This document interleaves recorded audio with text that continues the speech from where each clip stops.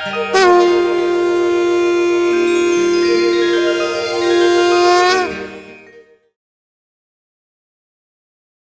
ओम। अस्य श्रीरामरक्षा स्तोत्र मंत्रस्य बुधकौशिक ऋषि ही। इन बुधकौशिक ऋषि की कथा हमने पिछली बार देखी। ये बुधकौशिक ऋषि शुरुआत कैसे करते हैं? अस्य श्रीरामरक्षा स्तोत्र मंत्रस्य बुधकौशिक ऋषि ही श्री सीता रामचंद्रो देवता। इतना सुंदर वर्णन देवता का अन्य किसी ने नहीं किया होगा। श्री सीता रामचंद्रो देवता। हमें बहुत बार सवाल समझ में नहीं आता, शब्द का अर्थ समझ में नहीं आता। परमेश्वर यानी कौन, ईश्वर यानी कौन, देव यानी कौन, देवी यानी कौन और देवता यानी कौन? फिर उसमें और एक शब्द है कि दैवत। देव, देवी, देवता, दैवत, ये क्या भिन्न प्रकार है? ये सभी एक ही हैं या अलग अलग हैं? परंतु इन सभी का संबंध है वो दिव्य धातु के साथ है, दिव्य शब्द के साथ। जो कुछ दिव्य है उन सभी का उल्लेख इन विभिन्न शब्दों से होता है। परंतु देवता ये जो शब्द है उसे हम बहुत बार स्त्रीलिंगी देव इस अर्थ से लेते हैं, वैसा उसका अर्थ नहीं है। तो देवता ये शब्द बहुत सावधानी से संस्कृत में लिया गया है, हमारे ग्रंथों में लिया गया है। हर एक परमेश्वर के हर एक रूप का, हर एक गुण का एक उच्चार है, जिसे हम मंत्र कहें या स्तोत्र कहें, श्लोक कहें, अभंग कहें, जो कुछ है। और जो कुछ मंत्र है ना, ये सभी उन मंत्रों का उच्चारण हम जब करते हैं मनपूर्वक करते हैं। भले गलत हो कोई बात नहीं, कुछ बिगड़ता नहीं, लेकिन हम जब मनपूर्वक भक्तिभाव से करते हैं तब उस स्थान पर कुल मिलाकर दो शक्तियां एक ही समय पर एक्टिव होती हैं। ये कौन सी दो शक्तियां हैं? तो एक यानी हम आसान सा मंत्र लेते हैं, ओम गणेशाय नमः। गणेश जी का मंत्र है, अथवा ओम साईनाथाय नमः, साईनाथ जी का मंत्र है। तो ये जो मंत्र है किसका है? ये साई बाबा का अथवा गणेश जी का मंत्र है। ओम कृपा सिंधु श्री साईनाथाय नमः, ये साईनाथ जी का मंत्र है। यानी ये मंत्र किसका है? तो साई बाबा का है। यानी ये मंत्र ये साई बाबा ही हैं। ये धारणा मुझे पहले करनी होगी कि कोई भी परमेश्वर का स्वरूप ये उनके मंत्र से अलग नहीं होता, उनके नाम से अलग नहीं होता। नाम क्या उनका केवल साई बाबा कहिए अथवा ओम कृपा सिंधु साईनाथाय नमः कहिए। नामी और नाम ये एक रूप होते हैं। इस कारण जिनका मंत्र है वे और उनका जो मंत्र है वो मंत्र, ये दोनों एक ही होते हैं। ये पहली बात, ये पहली शक्ति। यानी परमेश्वर के जिस सगुण साकार रूप की मैं प्रार्थना करता हूं, मैं जिनका मंत्र कहता हूं, वो रूप साईनाथ जी कहिए, गणेश जी कहिए, जो कुछ है, ये पहला एक्टिव प्रिंसिपल है मेरे लिए। ये पहला जागरूक तत्व, उस मंत्र से जागरूक होने वाला तत्व, क्योंकि वो मंत्र है वो परमात्मा।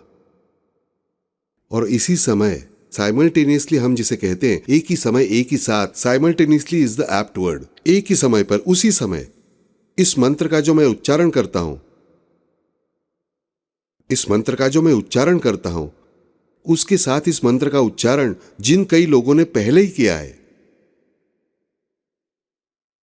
मेरे साथ जो कई लोग इस मंत्र का उच्चारण कर रहे हैं। और इतना ही नहीं, तो रहस्य ध्यान में रखिए इस मंत्र का।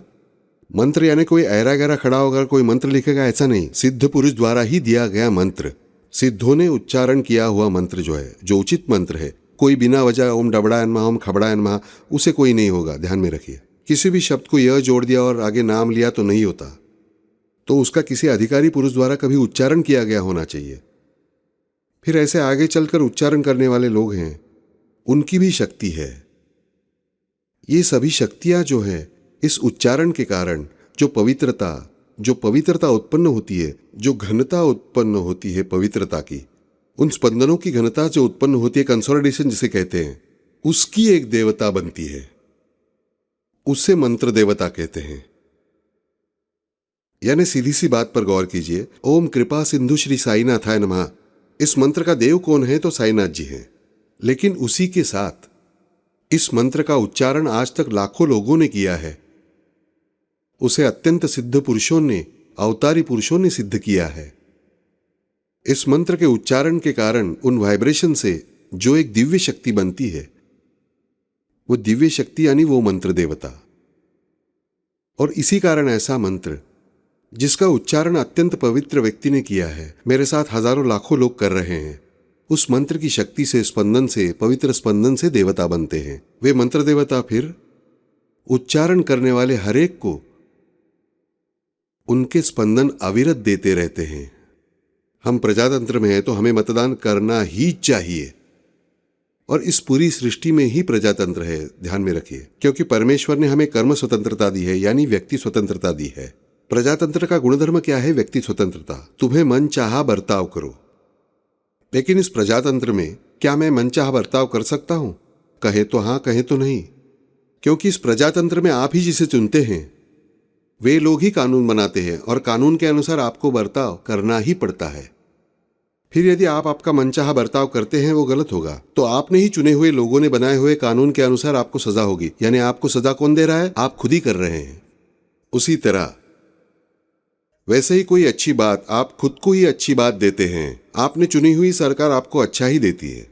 उसी प्रकार ध्यान में रखना, जब हजारों लाखों लोग हम ये स्तोत्र कहते हैं, उसके स्पंदन निर्माण करते हैं, उन स्पंदनों से जो मंत्र देवता बनते हैं, वे मंत्र देवता आपसे ही लिए हुए स्पंदनों से बनी हुई है।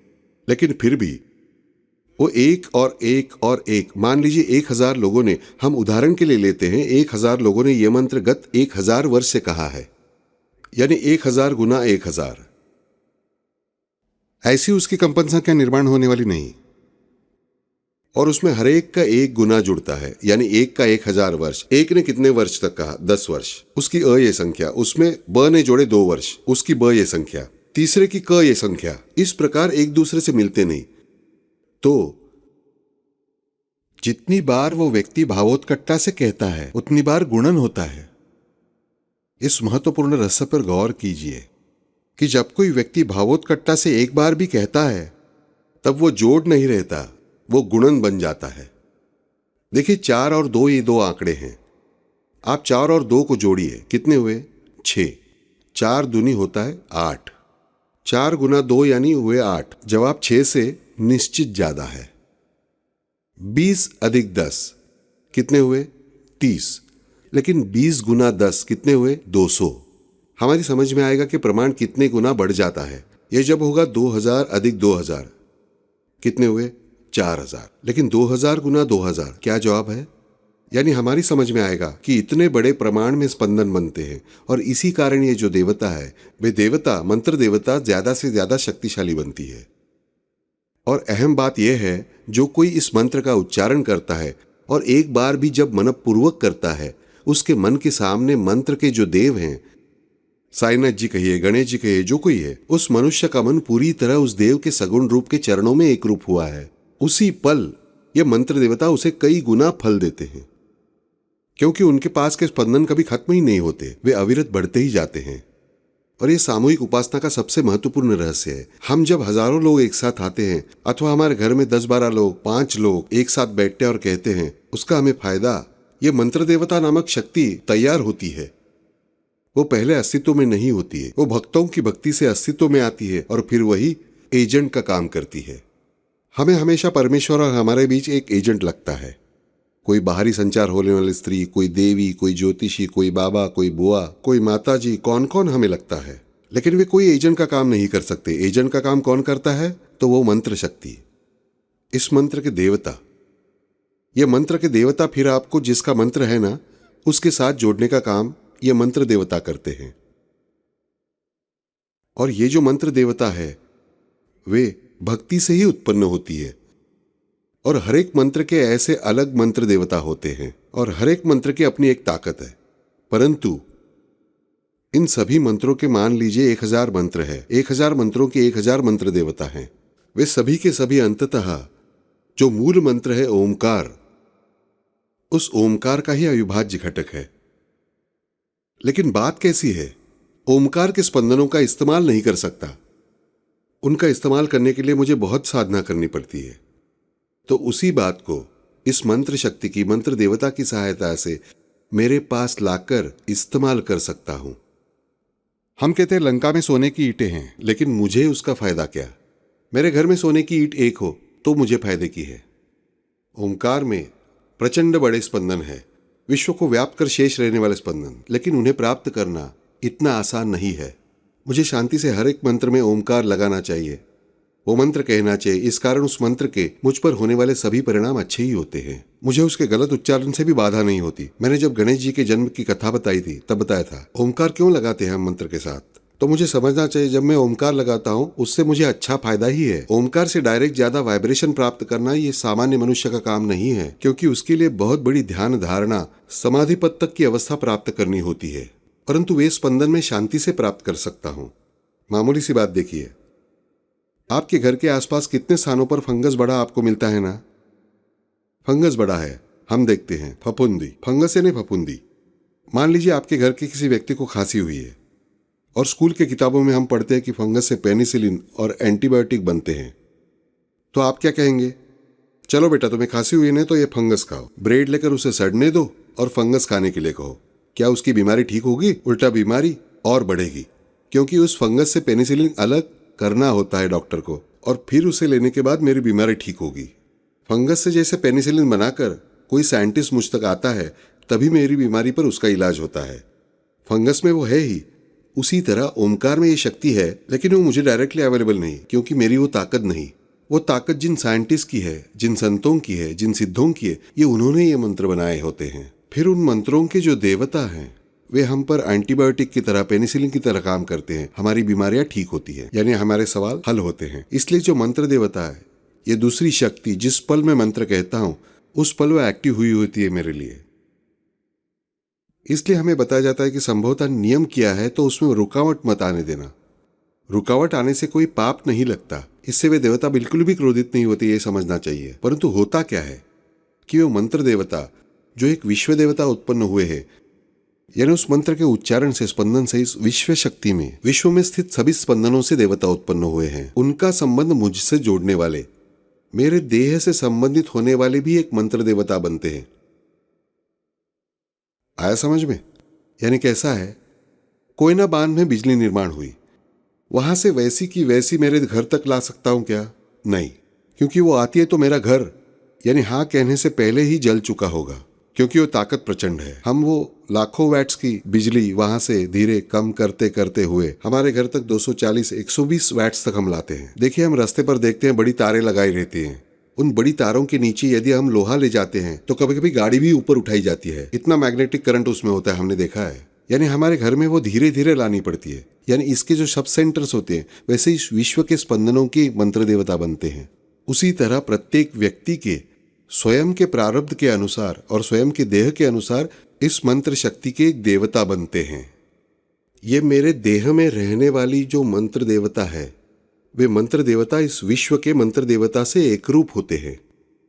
उनका क्विक कम्युनिकेशन होता है, मुझे समझता नहीं होगा लेकिन होता है। जब ये रुकावट आती है ना, तब मैं मेरे देह में बढ़ने वाले मंत्र देवता को कम करता हूं। आप सोचिए, आपके घर में बच्चा है, आपने तय किया है कि हफ्ते में सोमवार, मंगलवार, बुधवार खाना खिलाऊंगा। माँ ने कहा मैं उसे हफ्ते में 3 ही दिन दूध पिलाऊंगी, बाद में गुरुवार, शुक्रवार, शनिवार वो केवल पानी पीकर रहेगा। बच्चा बढ़ेगा क्या? नहीं बढ़ेगा। बाहर हमने हमारे बाग में पेड़ लगाया, तय किया कि सोमवार, मंगलवार, बुधवार पानी दूंगा, बाकी के 4 दिन पानी नहीं दूंगा। पेड़ बढ़ेगा क्या? नहीं बढ़ेगा। उसी तरह मेरे शरीरांतर्गत यानी मेरे देहांतर्गत निर्माण हुई मंत्र देवता है, उनकी वृद्धि अच्छी तरह सुचारू रूप से होने के लिए मुझे रेगुलर आहार देना पड़ता है। वो आहार यानी मेरा नामस्मरण। जितनी मेरे द्वारा रुकावटें आती हैं उतनी उसकी ग्रोथ स्लो होती है, और जो आकार मेरी देह प्रकृति का, उस आकार के उन देवता के आकार का कोई संबंध नहीं। कोई 4 फीट ऊंचाई का मनुष्य होगा, कोई 6 फीट का होगा। फिर 6 फीट वाले के मंत्र देवता बड़े और 4 फीट वाले के छोटे, ऐसा नहीं होता है। तो मेरी जिस प्रमाण में स्पंदन शक्ति में बढ़ाता हूं, मेरी भक्ति से मैं नामस्मरण, जप स्मरण करता हूं, उतने प्रमाण में उनका आकार यानी उनकी ताकत बढ़ती है। और जितने प्रमाण में इनकी ताकत ज्यादा, उतने प्रमाण में उस विश्व शक्ति से ताकत प्राप्त करने की इनकी ताकत ज्यादा। इसलिए हमें हमेशा बताया जाता है कि रुकावट संभवतः मत आने देना, चाहे तो दूसरे दिन पूर्ति करने की कोशिश करना। इसीलिए मेरे शरीर में बसी हुई मंत्र देवता यानी क्या, तो रिसीविंग स्टेशन। मैं जो मंत्र कहता हूं उस मंत्र के कारण मंत्र देवता मेरे देह में बनते हैं। यानी क्या होता है, तो मेरे देह में, मेरे पंच कोशों में रिसीविंग स्टेशन तैयार होता है। और ये केवल रिसीविंग स्टेशन है। जितने प्रमाण में इस रिसीविंग स्टेशन की पावर अधिक, ताकत अधिक, उतने प्रमाण में मुझे उस मंत्र शक्ति से अधिक स्पंदन प्राप्त होते हैं। और वो जो मंत्र शक्ति है विश्व से उत्पन्न हुई, वही उन परमेश्वर और मेरे बीच की एक कड़ी है।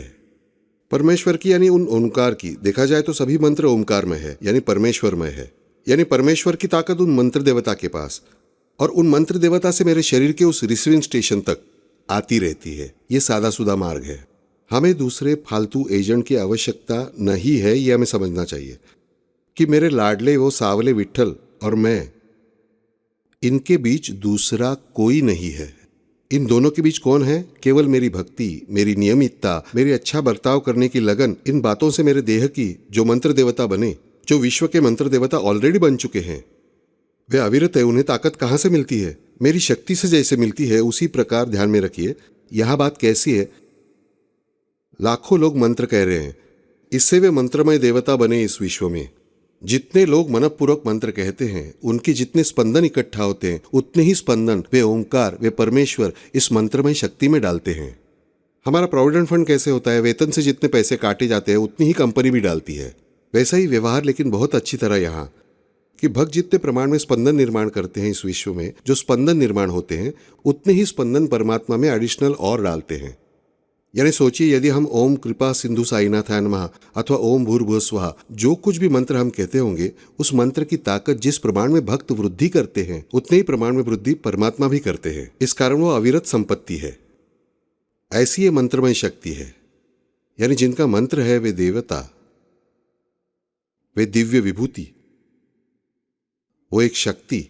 और उसी पल में मैं जो मंत्र कहता हूं, उस मंत्र के पठन से उत्पन्न होने वाले ये मंत्रमय देवता यानी मंत्र शक्ति, वे दो शक्तियां उसी पल एक्टिव हुई होती हैं।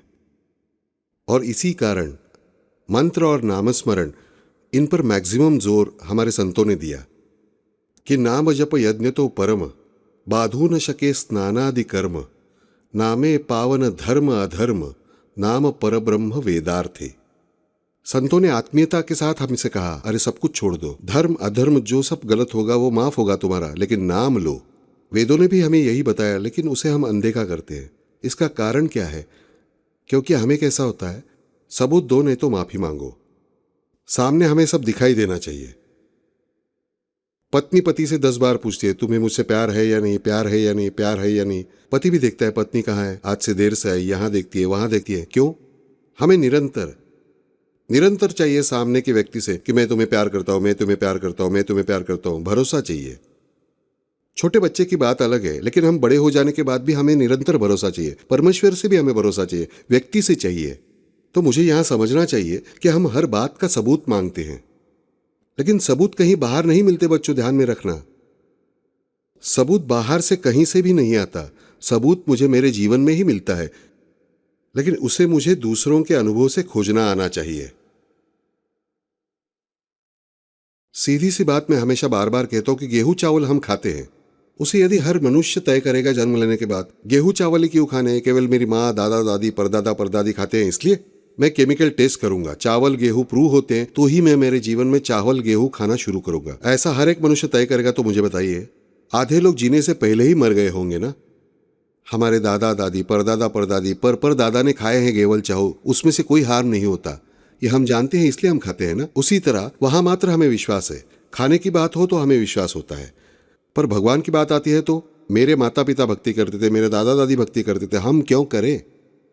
भगवान ने दादा दादी सब का भला किया होगा, हमारा क्यों भला करेंगे? अरे जिस गेहूं चावल से दादा दादी का पेट भर गया, उसी गेहूं चावल से तुम्हारा भी पेट भर रहा है। यानी जिन दादा दादी, परदादा परदादी का जिन भगवान ने उनका भला किया, वे भगवान आपका भला क्यों नहीं करेंगे? लेकिन बात कैसी है, चावल गेहूं खाने से पेट भरता है, यह हमें डकार देने के तुरंत बाद समझ में आता है, या हमें थोड़ा इंतजार करना पड़ता है।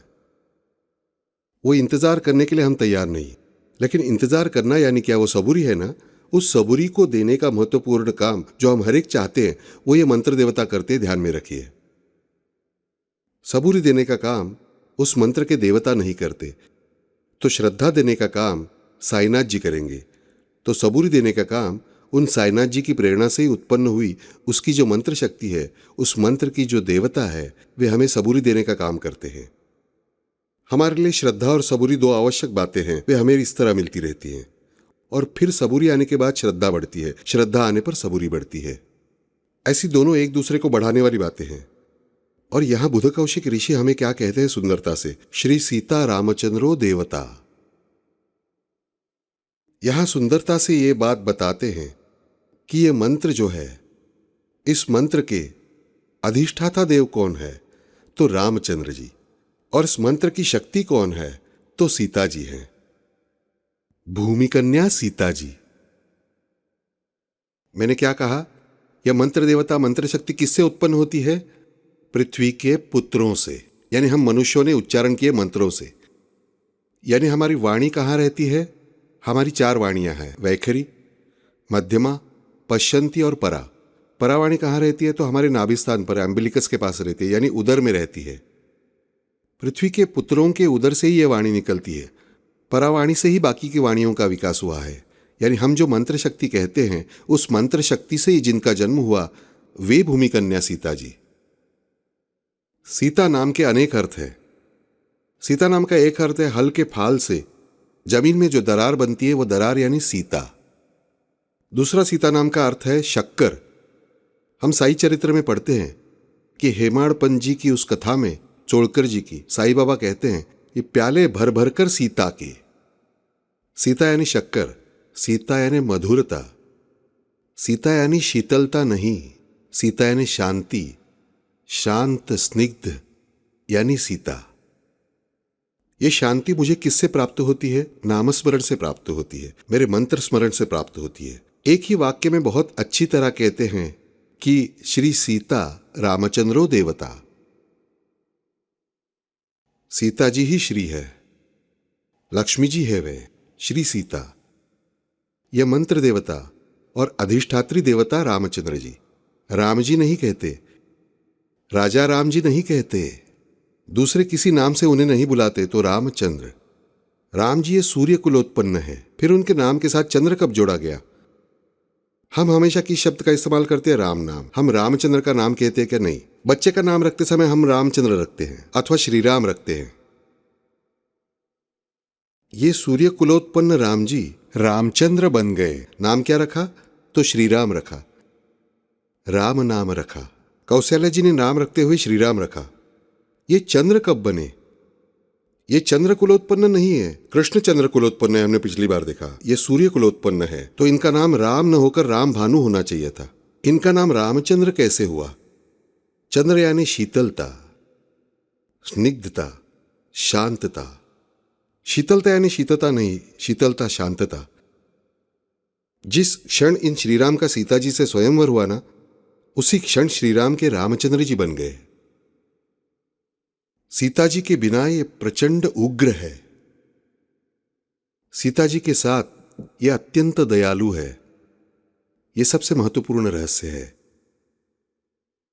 उग्र यानी हमारे लिए अनअप्रोचेबल, लेकिन जिस क्षण हम उनकी भक्ति करना शुरू करते हैं, वे हमें कठोर प्रतीत होने वाले, दूर प्रतीत होने वाले, उग्र प्रतीत होने वाले श्री राम हमें करीब प्रतीत होने लगते हैं। किसके कारण? सीता जी के कारण। सीता यानी भक्ति, राधा यानी भक्ति। वो होती ही है, वो है ही, ओमकार के स्पंदन की शक्ति के रूप में वो है ही, लेकिन उससे हमें हमारे लिए हम में उत्पन्न करते हैं। इसलिए पहला सम्मान किसका? सीता जी का, बाद में श्री राम का। तो महत्वपूर्ण बात यह हमें समझनी चाहिए कि हमेशा उच्चारण कैसे करते हैं? तो लक्ष्मी नारायण, लक्ष्मी नारायण की जोड़ी। हम नारायण लक्ष्मी की जोड़ी कहते हैं क्या? नहीं कहते। हम कृष्ण राधा कहते हैं क्या? हम राधा कृष्ण कहते हैं। हम उमा महेश्वर कहते हैं। हम सिद्धि विनायक कहते हैं, रिद्धि विनायक कहते हैं। विनायक सिद्धि और विनायक रिद्धि ऐसा कहते हैं क्या? नहीं कहते। लेकिन एक जगह केवल प्रॉब्लम है, हम विट्ठल रखुमाई कहते हैं। यहां लेकिन उल्टा हो गया सब कुछ। बाकी के सभी देवों में पहले भगवती फिर भगवान, क्योंकि हर एक स्थान पे कैसे देखिए उनके हर एक रूप में विष्णु जी सावले तो लक्ष्मी जी गोरे रंग की, श्री राम सावले तो सीता जी गोरे रंग की, श्री कृष्ण राधा जी वैसे ही, शंकर पार्वती जी का रंग उल्टा, शंकर जी कर्पूर गौर तो पार्वती जी कालिका। उन्हें गौरी रूप में वे ट्रांसफर करते हैं अपर्णा रूप में। इन दोनों के रूप अलग अलग, लेकिन विट्ठल जी और रखुमाई जी कैसे हैं? दोनों के रंग एक ही, दोनों भी काले रंग के। इस कलयुग के लिए इन विट्ठल जी ने ये रचना की कि वे जानते थे कि इस कलयुग में हर एक जन पहले पीछे पड़ेगा, तो इन लक्ष्मी जी के, उन्हें लक्ष्मी जी के पति से कुछ लेना देना नहीं होगा, और वे ही अकेले जानते हैं कि लक्ष्मी जी किसे प्रसन्न होगी। जिसके पास लक्ष्मीपति है उसे ही, वे उनके बिना रह ही नहीं सकती। मैंने बहुत बार बताई हुई एक कहानी फिर से बताता हूं। विष्णु जी का एक भक्त होता है। विष्णु जी उसकी तरफ देखते रहते हैं ऊपर से नीचे। कलयुग का आरंभ होने का समय हुआ है। लक्ष्मी जी कहती है, क्या इतना लगातार देख रहे हैं आप? मेरा एक भक्त है, उसे मैं देख रहा हूं, वो कितना मेरे लिए बेचैन है। लक्ष्मी जी कहते, मुझे नहीं ऐसा लगता। लक्ष्मी जी है, माया है, वो आदि माया है, किसी को भी थरथरा कपा सकती है। वे विष्णु जी से कहती है, चलिए मेरे साथ, हम देखते हैं। विष्णु जी कहते हैं, तुम देखो, पहले मैं जाता हूं। मेरा स्वागत वो कैसे करता है देखना, बाद में तुम आना। तुम्हारे आने के बाद वो तुम्हारा स्वागत उसी तरह करता है तो मैं कहूंगा कि वो तुम्हारा भक्त है, मेरा नहीं। भक्त ने झगड़ा करवाया दोनों में बराबर।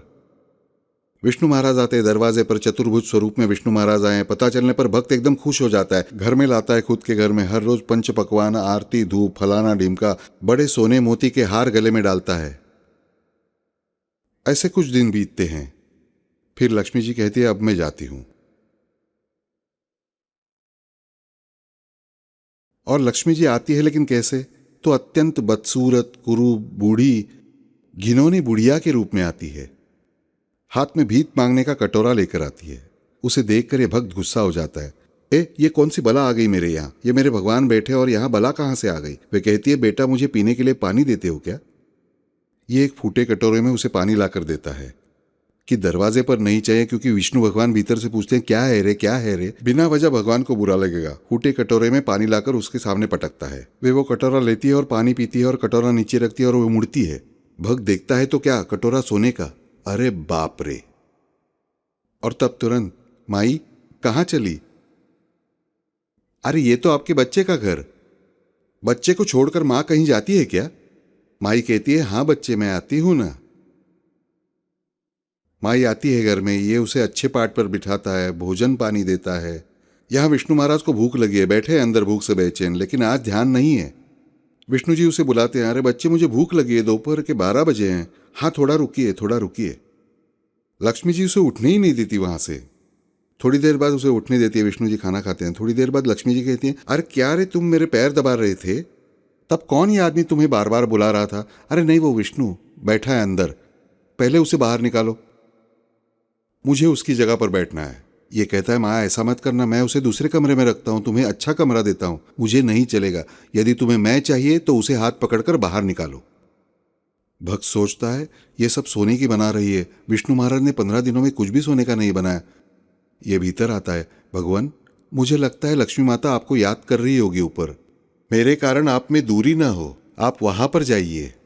विष्णु जी कहते हैं, अरे नहीं, मैं यहां खुश हूं। विष्णु जी भी जानते हैं सब कुछ, ध्यान में रखिए। विष्णु जी ने जिद पकड़ी है, नहीं जाऊंगा।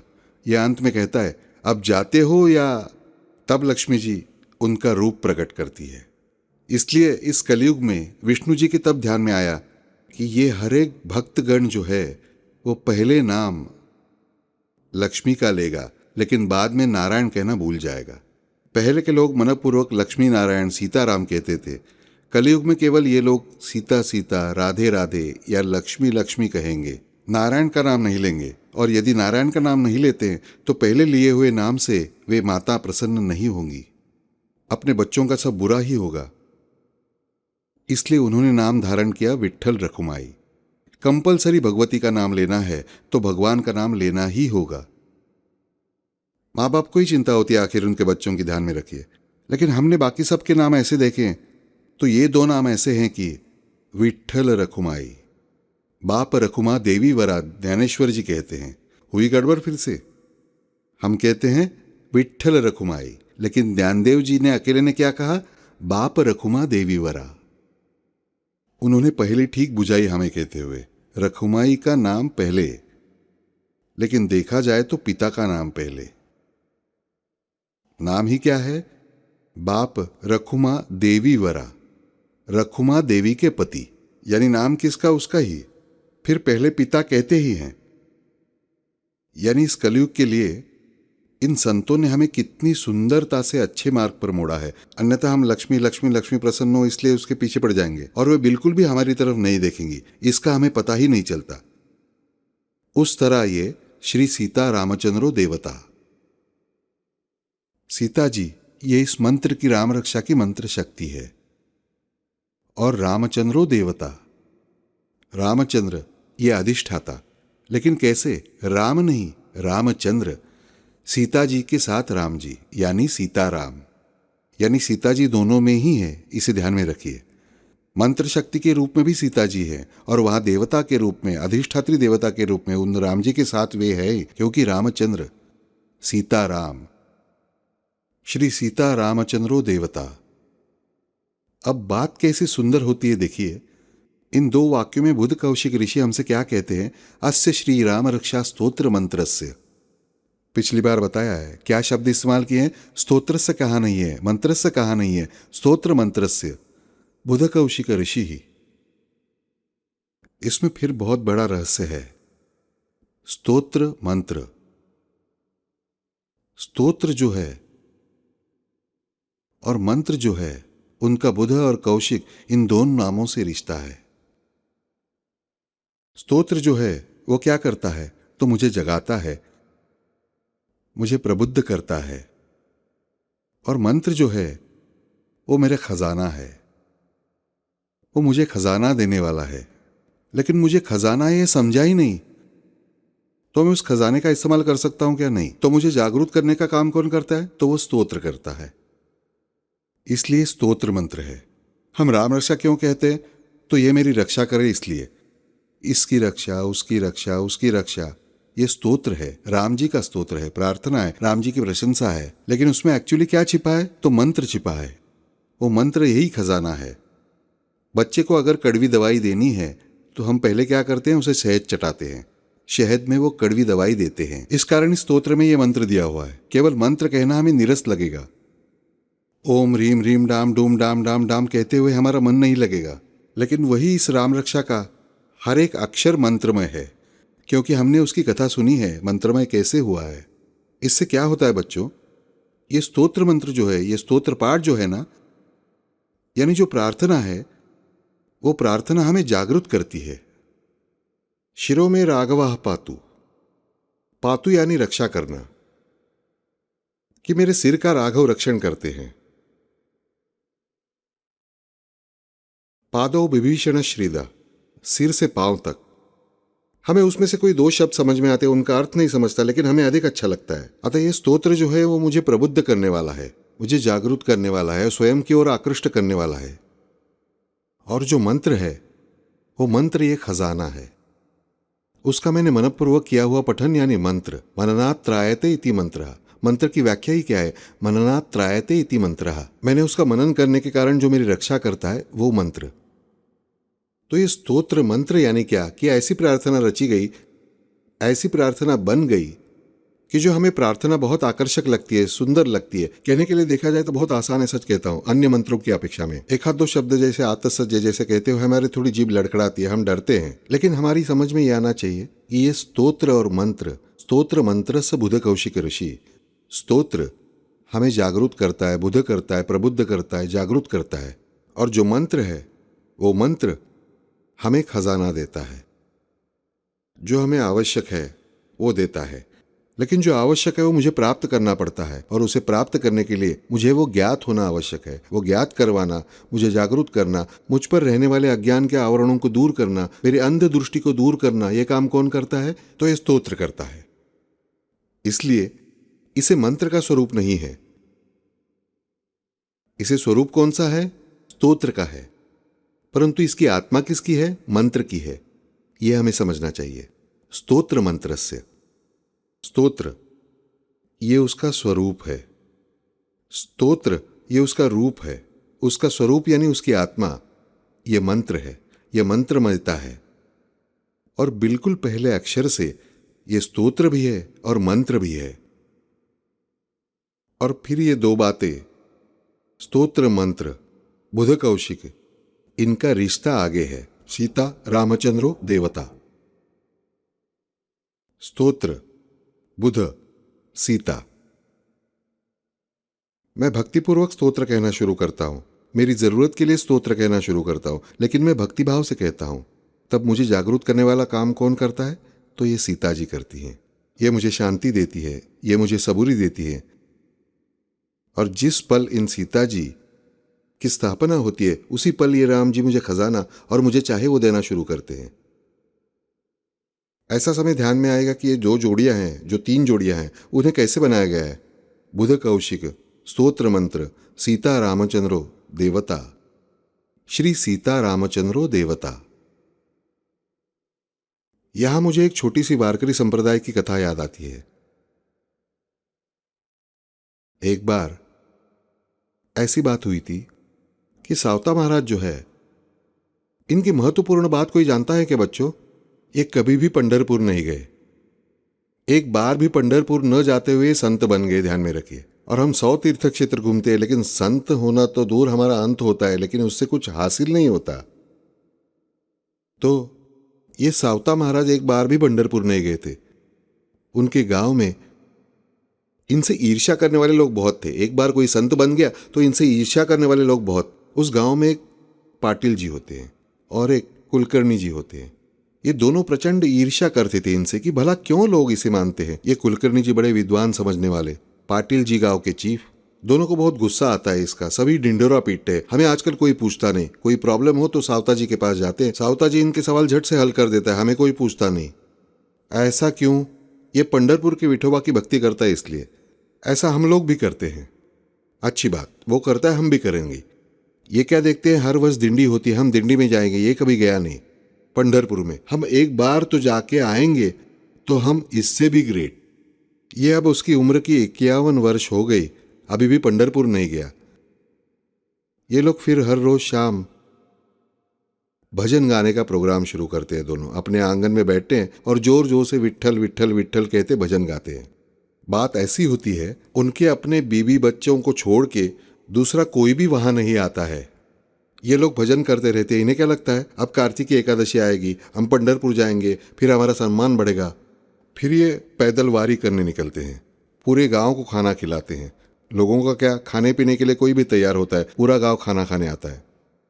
गांव को खाना खिलाते समय वे डिक्लेयर करते हैं, हम दोनों जा रहे हैं पैदल वारी करने, हम आज से संत बन गए। खुद ही डिक्लेयर कर देते हैं कि हम संत बन गए। सब लोग कहते हैं कि वाह वाह, जिसके यहाँ खाए उसी की वाह वाह करे। इसलिए हाँ कहने में हमारा कह जाता है। वे संत कहेंगे तो संत। सब लोग उन्हें गांव के द्वार तक छोड़ने जाते हैं। उतने में सावता महाराज आते हैं दौड़ते हुए और कहते हैं, आहा क्या इस गांव की शान। इस गांव से, इतने दूर से, बड़े गांव से ये 2 लोग पंढरपुर जा रहे हैं, ये संत हुए हैं। मैं सुनकर धन्य हुआ। ये उन दोनों को धूल में साक्षात लोटांगन करते हैं। इन दोनों को लगता है बस हमारा काम हो गया। अब सावता जी मुझे प्रणाम कर रहे हैं तो दूसरे लोगों को करने में क्या आपत्ति है। ये लोग आगे निकलते हैं, पंढरपुर जाते हैं, दर्शन करके लौटते हैं। लौटने पर गंगा पूजन करने की बड़ी योजना बनाते हैं। अच्छी बात है, उस समय लाउड स्पीकर नहीं थे, नहीं तो गड़बड़ हो जाती। बड़ा गंगा पूजन करते और सावता महाराज दर्शन करने आते हैं। जिस क्षण सावता महाराज दर्शन करने आते हैं, इन दोनों की कॉलर टाइट, बैठे हैं, यह हमें फिर से प्रणाम करेगा। उसी तरह सावता जी आते हैं, दर्शन करते हैं, इन दोनों को साक्षात दंडवत करते हैं। आप तो मेरे लिए साक्षात विट्ठल स्वरूप, मेरे विट्ठल को देखकर आप लौटे हैं, कितना बड़ा आपका भाग्य। ये दोनों खुश हो जाते हैं। दूसरे दिन गांव वालों की सभा बुलाते हैं। आज से कोई भी सावता जी के घर नहीं जाएगा। देखिए, जिनसे सम्मान हासिल किया उन्हीं की जान लेने के लिए तैयार हो गए। सावता जी ने कल हमें प्रणाम किया, तुम्हें अक्ल नहीं है क्या? हम गांव के मुख्य हैं, मुख्य अधिकारी है, यानी अब सावता जी को हमें प्रणाम करना चाहिए, हम सावता जी से श्रेष्ठ हैं, इसलिए इससे आगे तुम्हारी जो भी अड़चनें होंगी उसका निवारण हम करेंगे। सब लोग हाँ हाँ करते हैं, क्योंकि एक गांव का पाटिल है, एक गांव का कुलकर्णी है, कौन उनका विरोध करेगा। लेकिन शाम को तो भजन करने सभी लोग सावता के यहाँ, ये लोग खुद ही भजन करते हैं। अब इनके मन में सवाल उठता है, अब क्या करें कि अब 10-15 दिन हो गए, गंगा पूजन हमने किया, लेकिन हमारे यहाँ भजन करने कोई आता नहीं। फिर वे सोचते हैं, हम क्या करते हैं, 4-5 गरीब लोगों को चुनते हैं, उन्हें कुछ रुपए देते हैं, उस समय के 4-5 रुपए, और भजन के लिए बुलाते हैं। यहाँ आने पर भजन के पैसे मिलते हैं। फिर पैसे मिलने की उम्मीद से 10-12 लोग आने लगते हैं। फिर कहते हैं कि हम जरा ज्यादा पैसे देते हैं, खाना देते हैं। फिर हर रोज शाम को मुफ्त खाना और ऊपर से मुफ्त 4-5 रुपया दक्षिणा। ये मिलने पर और लोग आने लगते हैं। ऐसा होते होते पूरा गांव आने लगता है इनके यहाँ। ये खुश, अब सावता जी का कामकाज बंद हो गया, हमारे यहाँ सब लोग आने लगे। ये जोर जोर से भजन शुरू करते हैं।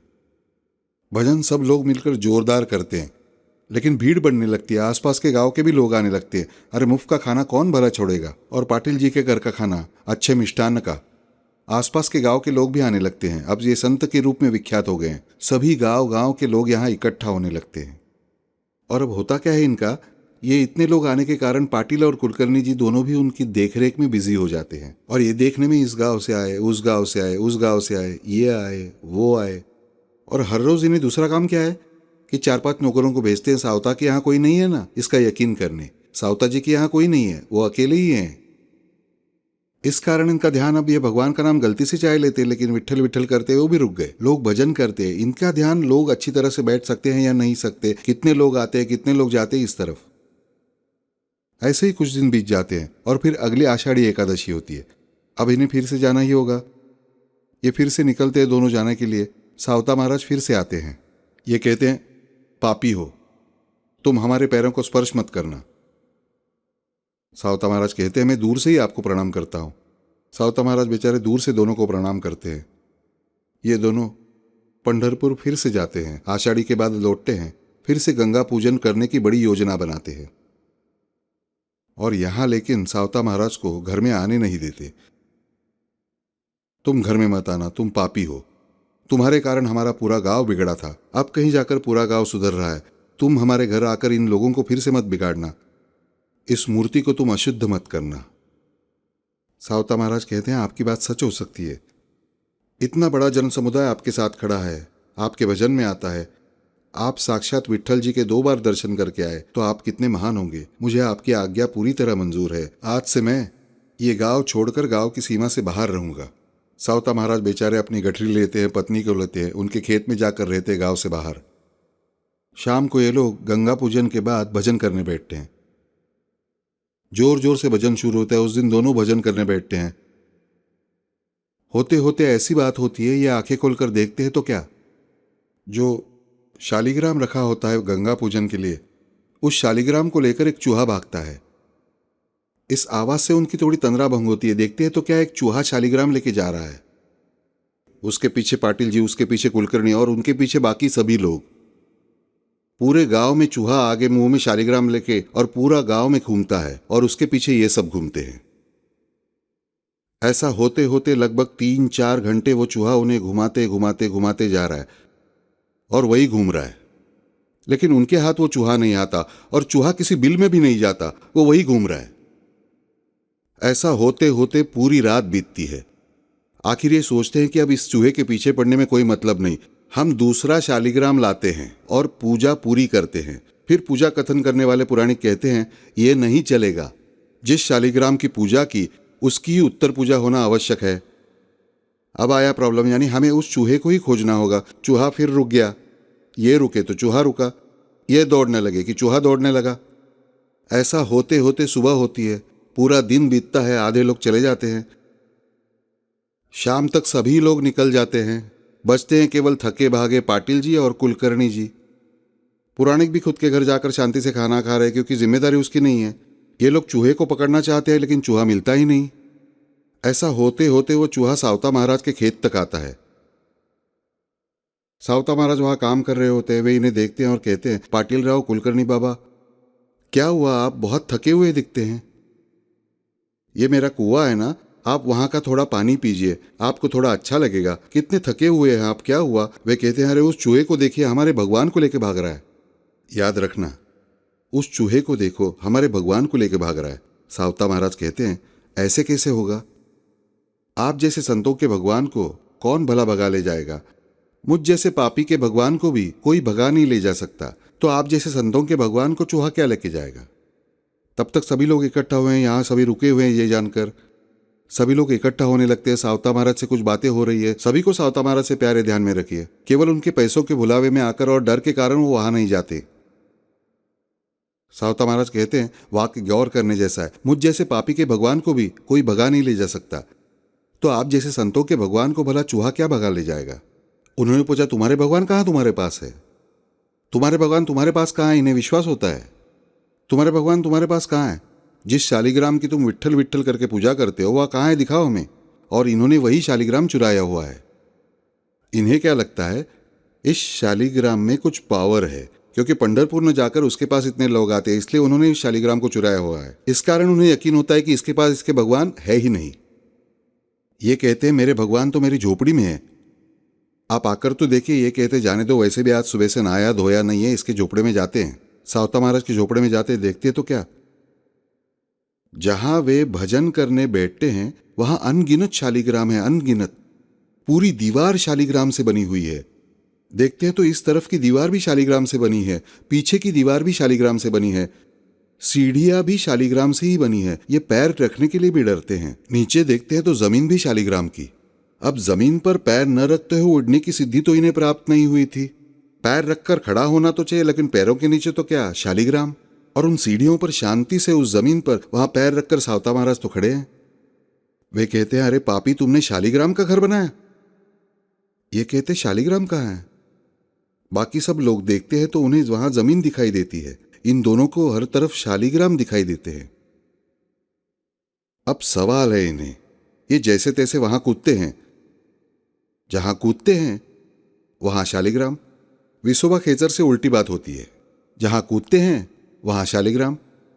अंत में जैसे तैसे कूदते हाँपते हाँपते सावता महाराज के खेत के बाहर आते हैं। देखते हैं तो क्या, पैरों के नीचे जमीन।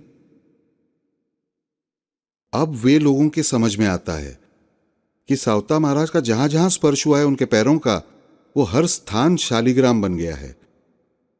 सावता माली के पैरों का स्पर्श जहां हुआ है वो हर स्थान शालिग्राम बन गया है, और हम जहां पैर रखते हैं वहां शालिग्राम की मिट्टी बन जाती है। चूहा मुंह में शालिग्राम पकड़कर बैठा ही है। सावता महाराज केवल उसकी तरफ देखते हैं और चूहे को कहते हैं, हे गणेश जी को लेके जाने वाले, तुम अब शालिग्राम को क्यों मुंह में लेकर भाग रहे हो? क्यों इन दोनों को इतना कष्ट दे रहे हो? और उसी पल वो चूहा जो है वो शालिग्राम लेकर आता है और सावता महाराज के शरीर पर चढ़ जाता है और अदृश्य हो जाता है। शालिग्राम कहाँ गया, चूहा कहाँ गया, किसी को पता नहीं। अब सभी की आंखें खुल जाती है कि भगवान कहाँ रहते हैं, जहां उनका भक्त रहता है। दिखावे के लिए हमने बड़े मंदिर बनाए, बड़े बड़े प्रदर्शन किए, इस कारण भगवान हमारे यहां नहीं रह सकते, हमें समझना चाहिए। सावता महाराज ने जहां स्पर्श किया वहां शालिग्राम था। उस घर को उन्होंने हर स्थान पर स्पर्श किया, इस कारण उस घर की ईंट से ईंट शालिग्राम बन गई। उस घर की पूरी जमीन, उस खेत की पूरी जमीन शालिग्राम बन गई। और इन दोनों को भी ये देखने का पुण्य क्यों मिला? तो चाहे कुछ भी हो, उस सावता महाराज के खेत को उन्होंने पूरी रात और दिन 2 प्रदक्षिणा की थी इसलिए। और लगातार मुंह से क्या चिल्ला रहे थे, शालिग्राम शालिग्राम शालिग्राम शालिग्राम। न चाहते हुए ही सही, लेकिन अच्छी बात हुई थी। ये कथा हमें क्या बताती है कि सावता महाराज जैसे भक्त जिन्होंने एक भी बार पंढरपुर नहीं देखा, और 2 भक्त जो 2 बार पंढरपुर की पैदल वारी करके आए हैं, हर रोज शाम को भजन कर इतना अन्नदान करने वाले, लेकिन उनका शालिग्राम चूहा भी भगा ले जा सकता है। और उनके शालिग्राम को भगा ले जाने के बाद भी सावता महाराज के घर की जमीन, हर हिस्सा, हर भाग, हर अंश शालिग्राम बनता है। ये करामात किसकी? ये खजाना बच्चों।